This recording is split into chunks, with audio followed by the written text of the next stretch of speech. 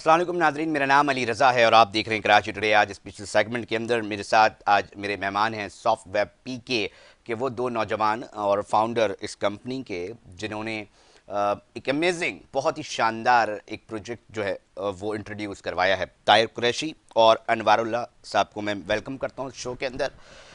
सबसे पहले हम बात करेंगे नाजरीन के एक बड़ा मसला था कि वालिदैन जब भी अपने बच्चों को स्कूल्स भेजते थे तो उसके हवाले से एक परेशानी लाहक होती थी कि बच्चा स्कूल पहुंचा, वापस घर आया नहीं आया। अगर कोई वालिद हैं वो अपनी नौकरी पर पहुंचे हुए हैं तो वो परेशान होते दिखाई देते थे। एक डर जो है आजकल के हालात, बिलखुसूस कराची की अगर हम बात करते तो ये डर हर ही वालिदैन के दिल में महसूस किया जाता है और वो फ़िक्रमंद अलबत्ता जो है वो नज़र आता है। तो ये क्या सिक्योरिटी से रिलेटेड ऐसा स्कूल मैनेजमेंट सिस्टम क्या है, इसके ऊपर आज हम तफसील से बात करेंगे। मैं आप दोनों मेहमानों का शुक्रिया अदा करता हूँ, आपने टाइम निकाला। सबसे पहले मैं ये जानना चाहूँगा ये प्रोजेक्ट है क्या, स्कूल मैनेजमेंट सिस्टम से मुराद क्या है, क्यों ख्याल आया। इस हवाले से मैं चाहूँगा कि ताहिर कुरैशी साहब आप जो हैं आगाज़ करें। ये सबसे पहले तो अली भाई आपका और आपके चैनल का के तवस्सुल से ये हमें प्रोग्राम करने को मिल रहा है और सबसे पहले तमाम आपकी टीम का शुक्रिया अदा करूँगा। अच्छा, ये सिस्टम है क्या स्कूल मैनेजमेंट सिस्टम? बेसिकली देखा जाए तो स्कूल मैनेजमेंट सिस्टम की बहुत सारी ERPs बनी हुई हैं, मार्केट के अंदर हो रही हैं और दुनिया के अंदर सब में स्कूलिंग सिस्टम मौजूद हैगा ले और सिस्टम भी उनके पास मौजूद हैगा। हमने इसके अंदर एडॉन्स क्या किया है, हमने इसके अंदर इन्हांसमेंट क्या की है सिस्टम के अंदर। सबसे पहली जो चीज़ है वो सिक्योरिटी पर्पज़ है। जैसा कि पेरेंट को परेशानी होती है, जैसे अभी देखा जाए तो कराची के अंदर हमारे रैनी चल रही है, बारिश हो रही है और परेशानी होती है पेरेंट्स को, भाई बच्चा जो स्कूल है अभी जैसे अगस्त का सीज़न है, स्कूलिंग खुलेगी तो इसमें क्या प्रॉब्लम होती है। इन फ्यूचर भी ये हो सकता है कि बारिश हो रही हो और बच्चा घर पे नहीं पहुंच रहा हो तो पेरेंट के साथ बहुत सारे हेडेक्स आते हैं। बाज़ दफ़ा ऐसा होता है गाड़ी ख़राब हो जाती है ड्राइवर की। ये सिस्टम तो क्या करेगा ताहिर, मुझे ये बताएं कि देखिए, क्या प्लान किया है सिस्टम से इस रिलेटेड। सिस्टम में एक आम आदमी ने ले लिया, अगर स्कूल ने ले लिया तो ये किस तरह वर्क किस तरह करता है? देखें इसका जो वर्किंग फ्लो है इसके अंदर कई मॉड्यूल्स हैं। तो सिंपल सी मैं एक सिक्योरिटी पर्पज़ के एक मॉड्यूल की बता देता हूँ। देखें बच्चा जो होगा जब स्कूल के अंदर, बच्चा जब आपके घर से निकलेगा सुबह मॉर्निंग में तो बाकायदा बच्चे को ट्रैक कर सकते हैं अपने मोबाइल एप्लीकेशन के थ्रू। ठीक है, आपको एक मोबाइल एप्लीकेशन प्रोवाइड की जाएगी जिसमें आप बच्चे को ट्रैक करेंगे कि बच्चा स्कूल में कब पहुंच रहा है। जैसे ही बच्चा गेट के अंदर इंटर होगा तो आपको एप्लीकेशन नोटिफाई करेगी कि ये एप्लीकेशन मतलब स्कूल के गेट पे पहुंचेगा जी, बच्चा, वालिदैन दोनों के मोबाइल पे जो है वो पता चल जाएगा। बिल्कुल इसी तरह ठीक है, ही आगे। और जब बच्चा स्कूल से आउट हो होगा, यानी जब उसकी छुट्टी हो जाएगी बच्चे की, तो जब भी आपके पास एक मोबाइल एप्लीकेशन के थ्रू कि जी बच्चे की अब छुट्टी हो गई है जी और हाँ नोटिफाई ठीक है, आएगा। ज़बरदस्त। अगर बच्चा अपने रेडियस, मिसाल के तौर पे आप पेरेंट अगर रेडियस सेट करते हैं भाई 400 किलोमीटर का या 500 किलोमीटर्स का, तो उसमें ये होगा कि आपका रेडियस से बच्चा आउट होगा तो आपको मोबाइल के अंदर रिंगिंग होगी या आप नोटिफिकेशन आपने कोई सेट किया होगा, पेरेंट ने जो भी डिफ़ॉल्ट सेटिंग कर रखी हुई एप्लीकेशन के अंदर, तो उसके थ्रू आइडेंटिफाइड करेगी एप्लीकेशन कि आपका बच्चा रेडियस से आउट हो रहा है। तो उसमें ये होगा कि आपको चेक करने में आसानी होगी क्या मसला है। जैसे बारिश हो रही है तो हो सकता है ड्राइवर जो है ना दूसरे रूट से लेके जा रहा है, लेकिन आपको एकदम ट्रैकिंग मिल जाएगी लाइव कि हाँ बच्चा कहाँ है, किस तरफ मौजूद है। तो सबसे अंदर ये पेरेंट जो है ना रिलैक्स रहेगा, पता चलेगा कि हाँ भाई बच्चा स्कूल में है या स्कूल से है, कोई भी इशू हो सकता है। अच्छा, इसके अंदर और भी बहुत सारे मॉड्यूल्स हैं, पूरा एक स्कूलिंग का सिस्टम है। तो इसके अंदर आप देखा जाए तो बच्चे जो हैं बड़ी क्लासेस के जो बच्चे होते हैं वो बेसिकली थोड़े से सीनियर हो जाते हैं। तो उसमें क्या होता है कि स्कूल के अंदर बंक पड़ता है। यानी अब मैं बात कर रहा हूँ क्वालिटी एजुकेशन की, क्वालिटी इंश्योरेंस के हवाले से, कि बच्चा अब 8 पीरियड हैं, बच्चा केमिस्ट्री के पीरियड में मिसाल के तौर पे इंटरवल में बाहर खेल रहा है, तो पेरेंट को ये भी पता चलेगा कि बच्चा मतलब बिल्कुल बंक मारना भी मुश्किल हो जाएगा। बिल्कुल बंक मारना भी मुश्किल हो जाएगा और पेरेंट अपनी क्या नाम है, आपकी जो स्कूल की क्वालिटी इंश्योरेंस है वो भी बेटर हो सकेगी क्योंकि डिजिटलाइज सिस्टम पूरा हो जाएगा। ठीक है। और बाकी इसके अंदर आप एग्जामिनेशन सिस्टम को अगर देखा जाए तो एग्जामिनेशन सिस्टम बहुत सारे स्कूल मैनुअल कर रहे हैं, तो उसके अंदर हम स्कैनिंग डिवाइस रखेंगे जिसके थ्रू आपके ऑटोमेटिक पेपर चेक हो जाएगा। तो उससे आपका एक टाइम भी टीचर के लिए बचेगा और जो है आपके मतलब एक तो पेरेंट को लाइव अपडेट मिलेगा कि भाई क्या हुआ है। और छोटे बच्चों की बात करें जो मॉन्टेसरी के होते हैं या फर्स्ट या 2 क्लास के होते हैं स्टूडेंट्स, तो उनकी डायरी लिखी जाती है जो टीचर लिखता है। अक्सर डायरी शिकायतें भी डायरी होती की हैं, शिकायतें भी, हाँ। तो एक तो डिजिटलाइज सिस्टम है, टीचर अपने मोबाइल से जैसी डायरी लिखेगा और सिलेक्टेड स्टूडेंट रखेगा। ये क्लास के जो भी स्टूडेंट है, जैसे फर्स्ट क्लास का सेक्शन बी में है, तो ऑटोमेटिकली पेरेंट के पास नोटिफाई आएगा बच्चे की डायरी लिखी गई है। तो ये डिजिटलाइज कर सकते हैं, डायरी की स्कैनिंग भी ले सकते हैं इस तरह से। और एक स्कूल के अंदर, पूरे सिस्टम के अंदर जो बाकी स्कूल के अपने फाइनेंस होते हैं, अकाउंटेंसी होती है, वो भी इसके अंदर उसके अंदर हो सारी जाएगा। चीज़ें हम गुफ्तगू को नाज़रीन बात कर रहे हैं आईटी से रिलेटेड। दुनिया भर में जदीद टेक्नोलॉजी की मदद से जो है बहुत सारी चीज़ें की जा रही हैं। अब ये एक अच्छा मामला है कि अब इसके ऊपर बात खुलकर होना शुरू हो गई है, सियासी जमातें भी इसके ऊपर बात कर रही हैं। मैं अनवारुल्लाह आपसे भी जानना चाहता हूँ, क्यों आप दोनों को ख्याल आया कि यार इसके ऊपर पर्टिकुलरली जो है वो प्रोजेक्ट किया जाए, बनाया जाए? बेसिकली इसके ऊपर ये ख्याल आया इस वजह कर के अभी लास्ट ईयर रेनी सीज़न में, बारिश के सीज़न में हमारे एक नेबर हैं, तो उनकी बेटी 1 बजे उनकी क्लास ऑफ हो जाती थी, तो तकरीबन टाइम 2:15 हो गए, तो वो घर नहीं पहुंची थी। तो बड़े इसी लोग तरीके परेशान से होते हम हैं। बाहर खड़े थे और बात ऐसी नॉर्मल गुफ्तगू होती है, वो गुफ्तगू चल रही थी हमारी, तो उन्होंने इसी तरीके से कहा यार 2:15 हो गए, बेटी पहुंची नहीं और वैन ड्राइवर जो है वो अब तक कॉल भी रिसीव नहीं कर रहा। तो एज अ IT मैन मुझको ये ख्याल, ये चीज़ दिमाग में लगी कि यार क्यों ना हम इसको ऐसा फैसिलिटेट करें पेरेंट्स को कि वो अपने बच्चों की security purpose for the Karachi, क्योंकि आपको पता है हालात किस तरीके के हैं, तो फॉर द सिक्योरिटी पर्पस ये अपने बच्चों को लाइफ ट्रैक कर सकें और अपने बच्चों की लाइफ स्कूल से, एजुकेशन के हवाले से रिजल्ट ले सकें। तो ये ख्याल उस तरीके बहुत से। शानदार, मतलब एक सोल्यूशन दे रहे हैं। और आईटी के अंदर हर चीज़ों की सोल्यूशन हम देखते हैं कि मुख्तलिफ, हम डिस्कशन कर रहे होते हैं, उसी के अंदर से आइडियाज़ निकल कर आ रहे होते हैं और यकीनी तौर पे एक अच्छी चीज़ है। अगर हम कॉस्टिंग के हवाले से बात करें, अनवरुल्लाह आप हमें बताइएगा इसकी कॉस्टिंग क्या प्लान है, क्या शेड्यूल है, B2B में किस तरह बिजनेस होता है, स्कूल वर्सेस अगर आपकी कोलैबोरेशन होती हैं किसी भी ऑर्गेनाइजेशन के साथ आपके साथ, तो वो किस तरह, इसका थोड़ा सा हम चाहेंगे कि कॉस्टिंग के हवाले से भी पता चल सके। सर कॉस्टिंग की अगर मैं इस पे बात करूं तो देखें, कॉस्टिंग पे इस पे सबसे मेन जो बंदा रखता है, क्योंकि हम हर स्टूडेंट को एक डिवाइस प्रोवाइड करते हैं, जो कि बहुत छोटी सी मतलब आपका ताल्लुक स्कूल से रहेगा बेसिकली, स्कूल आप से रहेगा, डायरेक्ट बिल्कुल। स्कूल को ये पूरा प्रोजेक्ट जो है वो असेंबल करके देंगे? ओके, तो उसकी कॉस्टिंग क्या आएगी? उसकी कॉस्टिंग लेट्स सपोज 500 बच्चे हैं एक स्कूल के। ओके, अगर एक स्कूल के 500 बच्चे हैं तो सर इसकी कॉस्टिंग तकरीबन 7.5 लाख हो जाएगी। ये वन टाइम इन्वेस्टमेंट है? ये वन टाइम इन्वेस्टमेंट है, लेकिन ठीक है। ईयरली मेंटेनेंस अगर स्कूल वाले चाहें करवाना तो वो हमसे करवा सकते हैं, जिसमें डिवाइस की कॉस्टिंग नहीं होगी ईयरली मेंटेनेंस में। इसमें यानी कि 7.5 लाख वन टाइम देना है, उसके बाद 1 लाख रुपए जो है वो Yearly देने maintenance पड़ेंगे। देनी है। अच्छा, तो पर बच्चा फिर अंदाजन कितनी की कॉस्ट करेगा? ये पर बच्चा सर ये इस तरीके से कॉस्ट करेगा, मैं डिवाइस की अगर बात करूं पर बच्चे की, तो पर बच्चे की डिवाइस 2,500 रुपए की कॉस्ट करेगी। 2,500 रुपए में। अब अगर कोई भी स्कूल आपके साथ ये मुआहदा कर लेता है तो वन टाइम उसको 7.5 लाख के करीब पैसे देने पड़ेंगे और उसके बाद ईयरली जो है 1 लाख रुपए उसको उसकी मेंटेनेंस की मद में देने पड़ेंगे 1 साल, पूरे साल में। और उससे 500 बच्चा इजीली मॉनिटर हो रहा होगा, वालिदैन तमाम चीज़ों को ट्रैकिंग कर सकेंगे। बिल्कुल। थोड़ा सा हम आपके बैकग्राउंड के हवाले से भी जानना चाहते हैं। इनिशियली मुझे पता चला आप कराची यूनिवर्सिटी से ताल्लुक़ रखते हैं, आपका ताल्लुक़ इकरा यूनिवर्सिटी से है, IT आप लोगों ने पढ़ी है।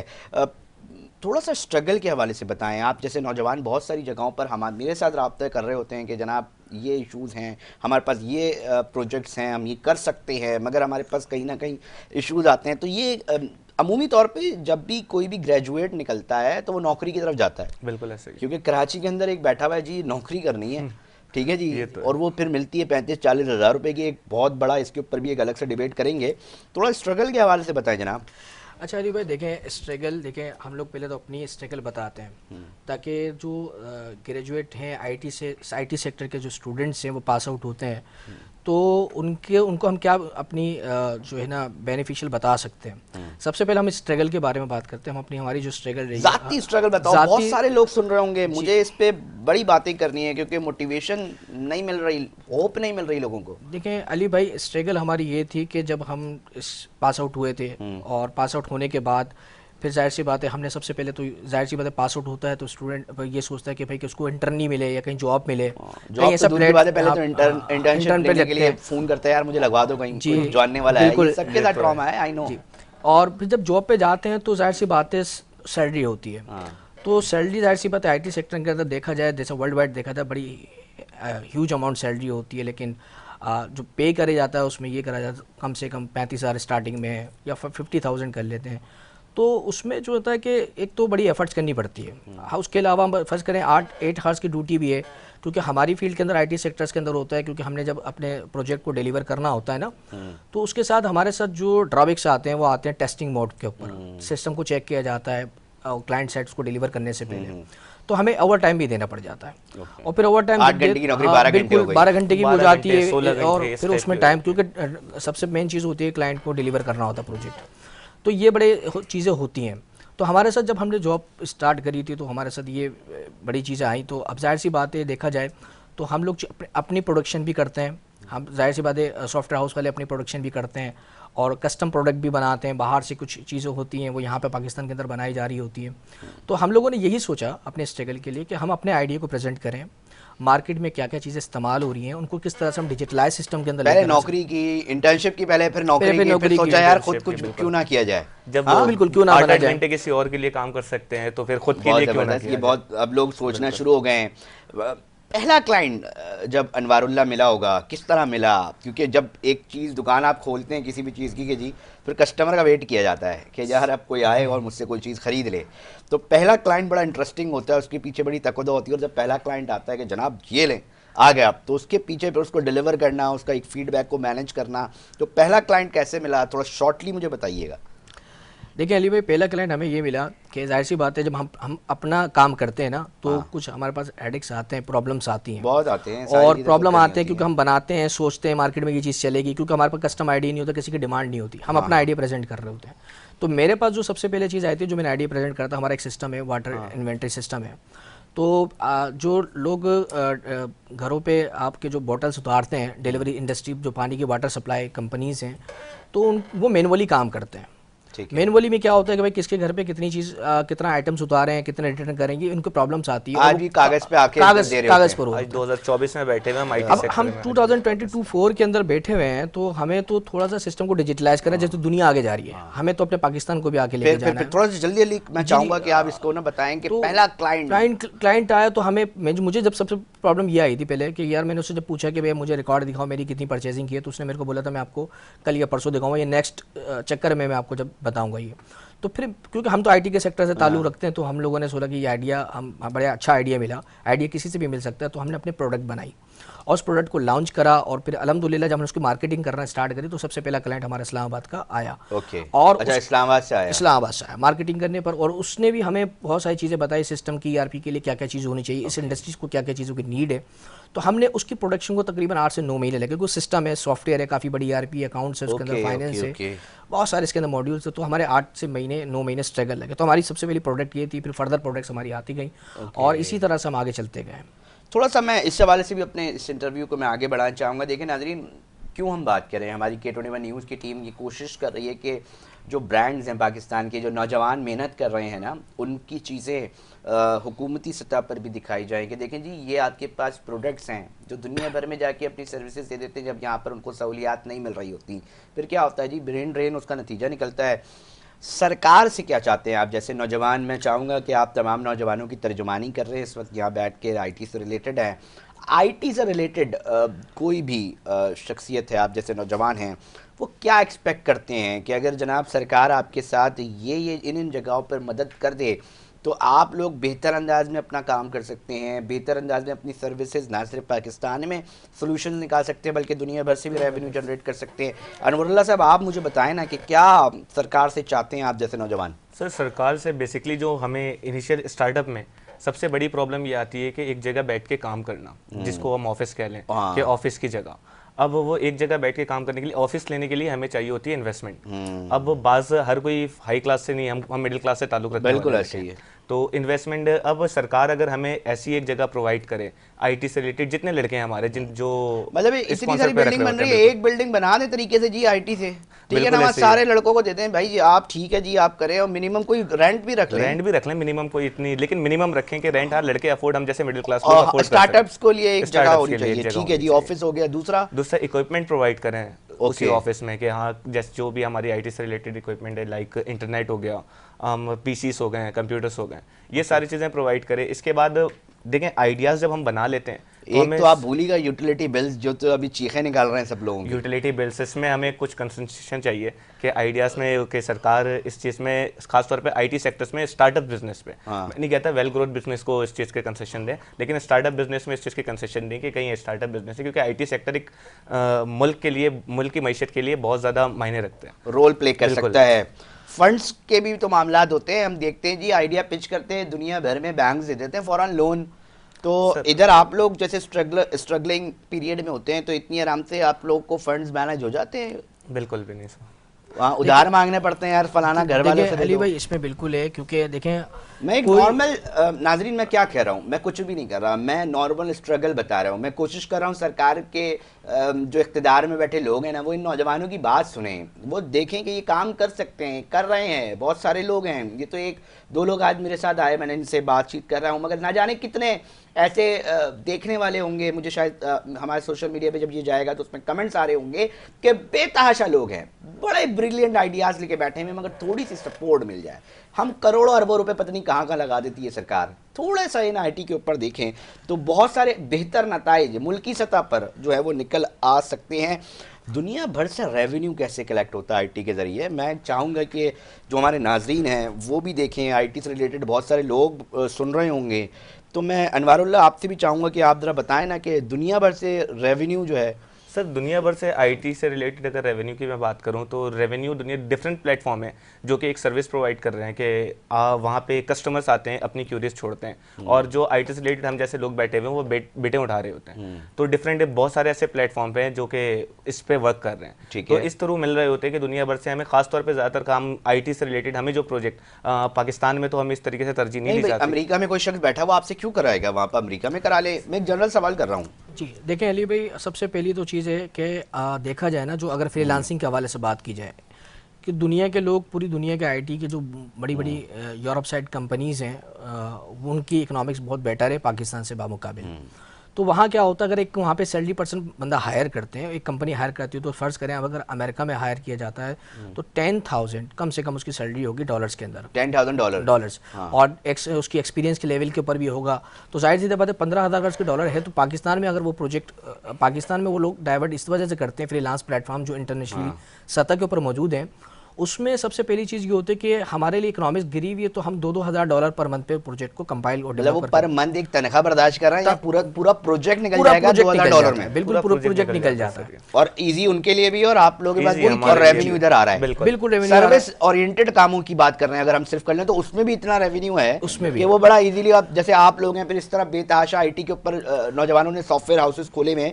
मेरा एक बड़ा बुनियादी सवाल है, मैं अपने मुख्तलिफ शोज़ के अंदर भी ये बात कर चुका हूँ कि नाज़रीन और बिलखुसूस इक़्तिदार में बैठे लोगों को, आप लोगों से भी मैं ये वाली बात कहना चाहूँगा कि देखें निसाब जो हमें पढ़ाया जाता है यूनिवर्सिटीज़ के अंदर, अब आप प्रैक्टिकल फील्ड में, ठीक है जनाब, अब आप प्रैक्टिकल फील्ड में हैं। अब मैं एक तल्ख सवाल करना चाह रहा हूँ और मैं चाहूँगा कि आप लोग खोल के बताएं, क्योंकि ये अब पता चले ना लोगों को कि जी स्ट्रगल करने के बाद जब प्रैक्टिकल अप्रोच आती है, जब प्रैक्टिकल काम कर रहे होते तो पता चलता है यार हमें क्या हमने नहीं पढ़ना था, हमने कहाँ टाइम ज़ाया कर दिया, हमें क्या पढ़ना चाहिए था, वो बाद में पता चलती हैं कि यार ये तो मैं पढ़ा ही नहीं गया। सारी थ्योरी यूनिवर्सिटीज़ के अंदर पढ़ाई जा रही है। निसाब के हवाले से बताइएगा कि क्या समझते हैं, क्या कमी है, निसाब को अप टू डेट होना चाहिए? अच्छा अली भाई, ये के बहुत अंदर पढ़ाया जा रहा है, ये सबसे मैं बोलता हूँ आईटी से रिलेटेड वाले हो, ये सबसे अहम सवाल है, क्योंकि इसी पे एक स्टूडेंट का, एक तालिबे इल्म का पूरा कैरियर इसी के ऊपर डिपेंड है। क्योंकि अगर वो 3-4 साल की एक स्टडी करता है यूनिवर्सिटी के अंदर, जब वो पास आउट होता है वहाँ से, तो वो ये देखता है कि मेरे अंदर वो एबिलिटीज़ है कि मार्केट में काम कर सकूँ। तो सबसे पहले उसकी एजुकेशन उसकी इंपॉर्टेंट होती है। हमारे इधर ज़्यादातर ये होता है जो गवर्नमेंट के सेक्टर्स होते हैं उसमें निसाब को अपडेट नहीं किया जाता। टेक्नोलॉजी में कहता हूँ 24 आवर्स के अंदर अपडेट होती रहती है, नई नई चीज़ें आती रहती हैं, मिनटों के अंदर तब्दीलियाँ आ रही हैं, मिनटों के अंदर जिद्दत आ रही है। तो हम लोग सालों हो गए, हमारी बहुत सी यूनिवर्सिटीज कितना पीछे है, बहुत पीछे है।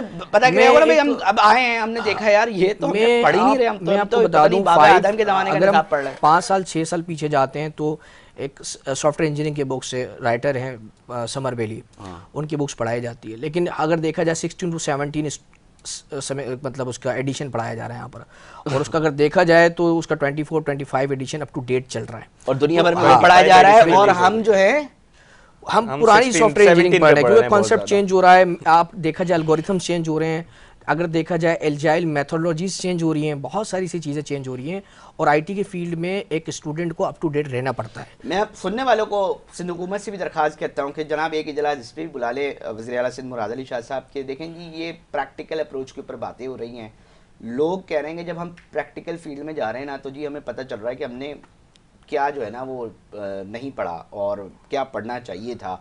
तो प्लीज़ मैं तमाम महकमा तालीम और तमाम अहम लोगों से ये भी रिक्वेस्ट करूँगा कि कम से कम जो है वो इसके ऊपर निसाब के ऊपर देखा जाए, क्योंकि बिल्कुल, ये अप टू लाज़िम डेट है। करना, हम कब तक ये फ्लॉपी डिस्क के अंदर फंसे रहेंगे। नौजवानों की अगर हम बात करें तो नौजवान आपसे डिमांड कर रहे हैं खुद के, यार हमें थोड़ा मुश्किल कर दो, थोड़ा निसाब कर लो, डिग्री सिर्फ एक टिकट नहीं रहने दीजिए, थोड़े बहुत दे देना तालीम, ये वाला मामला है। आइडियाज़ के ऊपर हम बात कर रहे हैं अनवारुल्लाह साहब, और मैं कहूँगा तारिक कुरैशी साहब, देखिए हमें मार्क ज़करबर्ग नज़र आता है, एक आइडिया ही है ना, बिल्कुल trillion dollars industry, million dollar industries कैसे बन जाती हैं, इतने बड़े बड़े रेवेन्यू के, मतलब मुल्कों से ज़्यादा रेवेन्यू जनरेट एक वेबसाइट कर रही है, कुछ भी कह लें एक आइडिया ही है ना।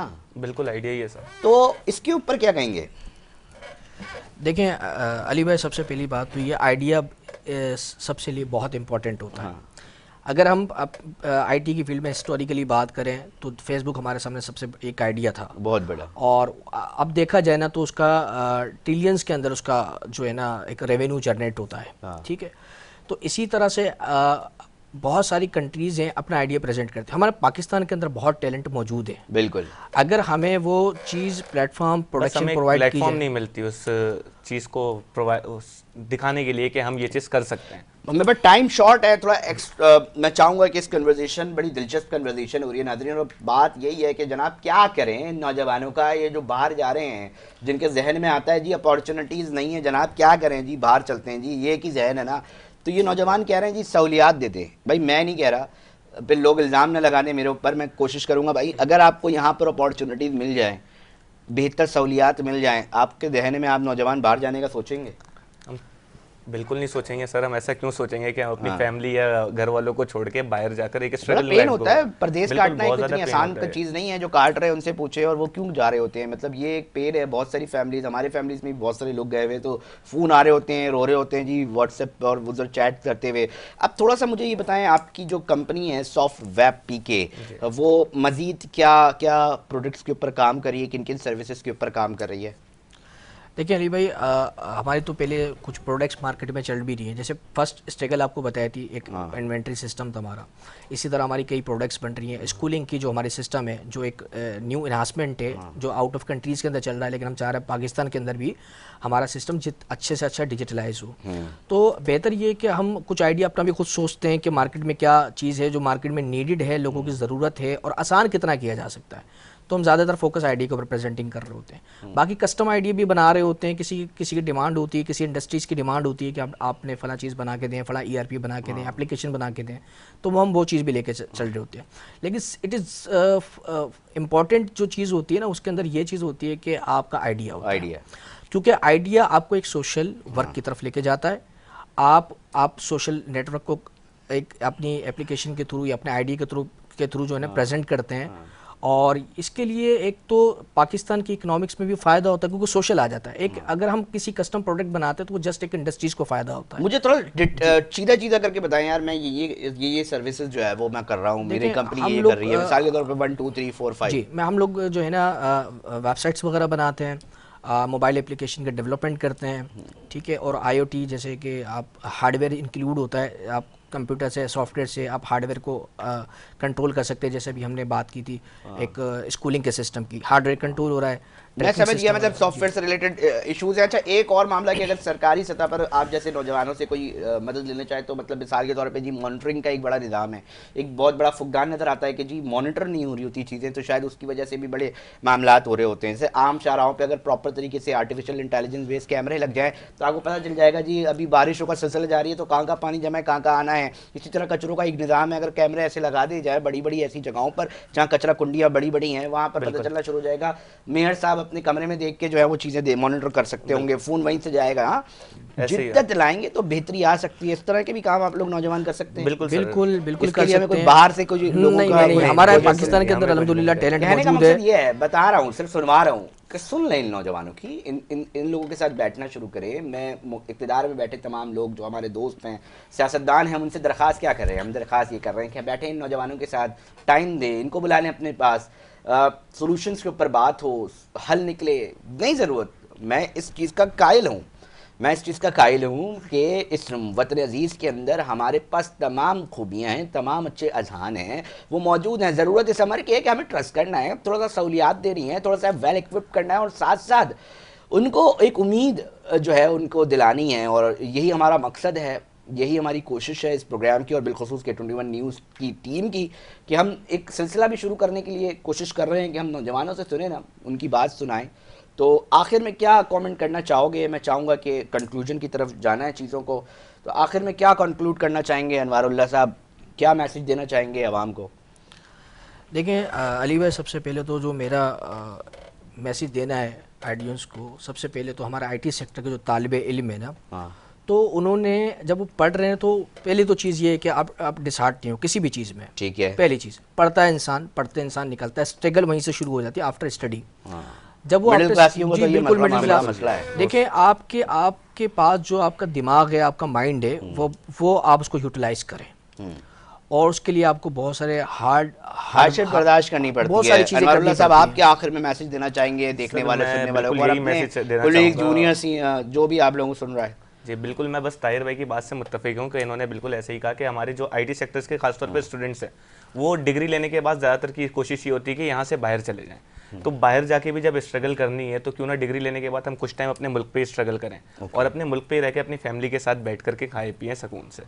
बहुत ज़बरदस्त। अनवारुल्लाह साहब थे, को फाउंडर हैं सॉफ्ट वेब पीके के। ताहिर कुरैशी हैं जिनसे हम गुफ्तगू कर रहे थे। नाजरीन, ओवरऑल बात कर रहे थे, कोशिश ये कि नौजवानों को उनकी सुनी जाए। मैं कोशिश कर रहा हूँ कि अपने पास नौजवानों को बुलाऊँ, उनसे पूछूँ, उनकी सुनूँ, अपने ज़रिए इस टेलीविज़न प्लेटफॉर्म के ज़रिए सरकार तक कोशिश करूं कि उन तक चीज़ें जो है वो जाएं, ताकि सॉल्यूशंस निकले। हम जिस कर्ज़े का रोना रो रहे हैं, उसके अंदर आईटी सेक्टर एक बहुत बड़ा किरदार अदा कर सकता है। ना जाने कितने नौजवान आपके इर्द गिर्द मौजूद हैं, और आप लोग भी हमसे रब्ता कर सकते हैं किसी भी प्रोजेक्ट के हवाले से। नाज़रीन, वक्त हुआ है एक ब्रेक का, ब्रेक पे जा रहे हैं, मगर साथ जुड़े रहिएगा। आज हम बात करेंगे मोबाइल फ़ोन्स के ताजरों की, जो एहतजाजी सूरत हाल पर जाने पर मजबूर हो रहे हैं, क्यों हैं, उनसे बात करेंगे।